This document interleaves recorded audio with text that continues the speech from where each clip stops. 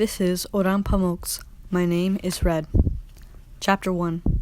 I am a corpse. I am nothing but a corpse now, a body at the bottom of a well. Though I drew my last breath long ago, and my heart has stopped beating, no one, apart from that vile murderer, knows what's happened to me. As for that wretch, he felt for my pulse and listened for my breath to be sure I was dead, then kicked me in the midriff, carried me to the edge of the well, raised me up and dropped me below. As I fell, my head, which he'd smashed with a stone, broke apart. My face, my forehead and cheeks were crushed, my bones shattered, and my mouth filled with blood. For nearly 4 days I have been missing. My wife and children must be searching for me. My daughter, spent from crying, must be staring fretfully at the courtyard gate. Yes, I know they're all at the window, hoping for my return. But are they truly waiting? I can't even be sure of that. Maybe they've gotten used to my absence. How dismal. For here, on the other side, one gets the feeling that one's former life persists. Before my birth, there was infinite time, and after my death, inexhaustible time. I never thought of it before. I'd been living luminously between two eternities of darkness. I was happy. I know now that I had been happy. I made the best illuminations of our Sultan's workshop. No one could rival my mastery. Through the work I did privately, I earned 900 silver coins a month, which naturally only makes all of this even harder to bear. I was responsible for painting and embellishing books. I illuminated the edges of pages, coloring their borders with the most lifelike designs of leaves, branches, roses, flowers, and birds. I painted scalloped Chinese-style clouds, clusters of overlapping vines, and forests of color that hid gazelles, galleys, sultans, trees, palaces, horses, and hunters. In my youth, I would decorate a plate, or the back of a mirror, or a chest, or at times the ceiling of a mansion, or a Bosphorus manor, or even a wooden spoon. In years later, however, I only worked on manuscript pages because our Sultan paid well for them. I can't say it seems insignificant now. You know the value of money, even when you're dead. After hearing the miracle of my voice, you might think, who cares what you earned when you were alive? Tell us what you see. Is there life after death? Where's your soul? What about heaven and hell? What's death like? Are you in pain? You're right, the living are extremely curious about the afterlife. Maybe you've heard the story of the man who was so driven by this curiosity that he roamed among soldiers and battlefields. He sought a man who died and returned to life amid the wounded struggling for their lives in pools of blood. A soldier who could tell him about the secrets of the other world. But one of Tamerlane's warriors, taking the seeker for the enemy, cleaved him in half with a smooth stroke of his scimitar, causing him to conclude that in the hereafter man gets split in two. Nonsense. Quite the opposite. I'd even say that souls divided in life merge in the hereafter. Contrary to the claims of sinful infidels who've fallen under the sway of the devil, there is indeed another world, thank God. And the proof is that I'm speaking to you from here. I've died, but as you can plainly tell, I haven't ceased to be.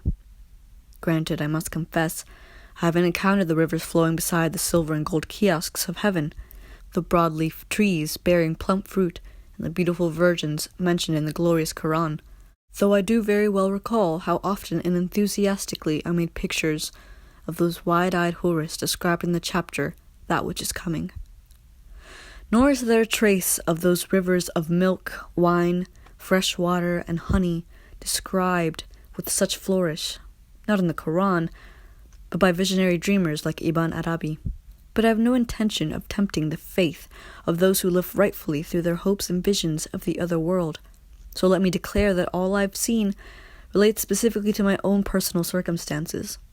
Any believer with even a little knowledge of life after death would know that a malcontent in my state would be hard-pressed to see the rivers of heaven.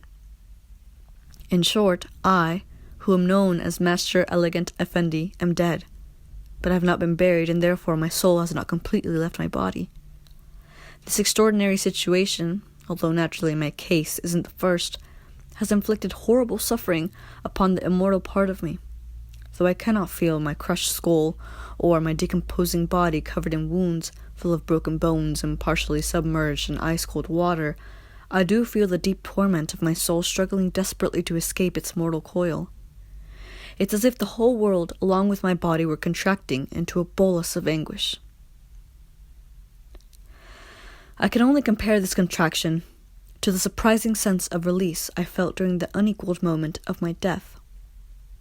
Yes, I instantly understood that the wretch wanted to kill me when he unexpectedly struck me with a stone and cracked my skull, but I didn't believe he'd follow through. I suddenly realized I was a hopeful man, something I hadn't been aware of while living my life in the shadows between workshop and household. I clung passionately to life with my nails, my fingers, and my teeth, which I sank into his skin. I won't bore you with the painful details of the subsequent blows I received. When in the course of this agony I knew I would die, an incredible feeling of relief filled me. I felt this relief during the moment of departure. My arrival to this side was soothing, like the dream of seeing oneself asleep. The snow and mud-covered shoes of my murderer were the last things I noticed. I closed my eyes as if I were going to sleep, and I gently passed over. My present complaint isn't that my teeth have fallen like nuts into my bloody mouth, or even that my face has been maimed beyond recognition, or that I've been abandoned in the depths of a well. It's that everyone assumes I'm still alive. My troubled soul is anguished that my family and intimates who, yes, think of me often, imagine me engaged in trivial dealings somewhere in Istanbul, or even chasing another woman. Enough. Find my body without delay, pray for me, and have me buried. Above all, find my murderer, for even if you bury me in the most magnificent of tombs, so long as that wretch remains free, I'll writhe restlessly in my grave, waiting and infecting you all with faithlessness. Find that son of a whore murderer, and I'll tell you in detail just what I see in the afterlife. But know this, after he's caught, he must be tortured by slowly splintering 8 or 10 of his bones, preferably his ribs, with a vise, before piercing his scalp with skewers made especially for the task by torturers, and plucking out his disgusting oily hair, strand by strand, so he shrieks each time. Who is this murderer who vexes me so? Why has he killed me in such a surprising way? Be curious and mindful of these matters. You say the world is full of base and worthless criminals? Perhaps this one did it, perhaps that one. In that case, let me caution you. My death conceals an appalling conspiracy against our religion, our traditions, and the way we see the world. Open your eyes, discover why the enemies of the life in which you believe, of the life you're living, and of Islam have destroyed me. Learn why one day they might do the same to you. One by one, everything predicted by the great preacher Nusret Hoca Verserum, to whom I've tearfully listened, is coming to pass. Let me say also that if the situation in which we've fallen were described in a book, even the most expert of miniaturists can never hope to illustrate it. As with the Quran, God forbid I'm misunderstood, the staggering power of such a book arises from the impossibility of its being depicted. I doubt you've fully comprehended this fact. Listen to me. When I was an apprentice, I too feared and thus ignored underlying truths and voices from beyond. I joke about such matters. But I've ended up in the depths of this deplorable well. It could happen to you, be wary. Now I've nothing left to do but hope for my thorough decay, so they can find me by tracing my stench. I've nothing to do but hope, and imagine the torture that some benevolent man will inflict upon that beastly murderer once he's been caught.